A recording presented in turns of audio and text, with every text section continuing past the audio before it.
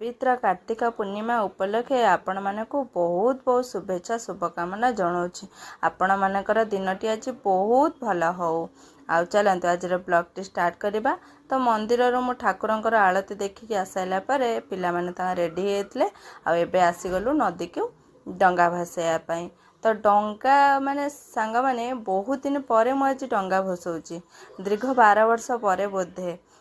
कारण आमे तो केबे कटक रे रोना कार्तिक पूर्णिमा गाँ को पलाऊ। गाँव में आमर भोजी भात हुए, जगन्नाथ मंदिर रे आमर भोजी हुए, गाँ लोक माने खाती, बहुत सारा लोक खाती। आउ जेहेतु माँ का देह भल नहीं से आमे गाँव रे रहीचु। आम सार पलैचंती गाँ को। आउ आज भी आम गाँव रे भोजी होउची। आमे माँ को नहीं कि रहीचु कटक रे। आउ तापरे आसिला परे एठी माँ को गाधे पाधे के पूरा रेडी करदेली। माँ तांकर एठी चा पी की बसचंती। तापरे एबे चलंतु आज तो आमर माने पंचुक लास्ट आज टिके मुर्ज पकेदेबा ठाकुरंकर चित्र आंकिबा। आउ देखंतु आज आम चौरा पूरा फुल ही गला।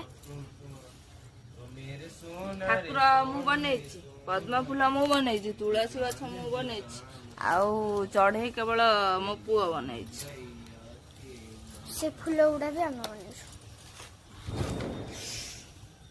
सीढ़ी जलेन्द्र नाना बनीछि। कार्तिक पूर्णिमा रे कोन खाउछु? अरुआ भात डालमा, आलू भजा, आलू कदली भजा, पापड़, पापड़, काकुड़ी, खीरी, खीरी, पनीर तरकारी, बेगा मर्दवा से तो पनीर तरकारी, पनीर तरकारी आ धुकाई ताकर बेसन ना हां खाइछन सब बेसन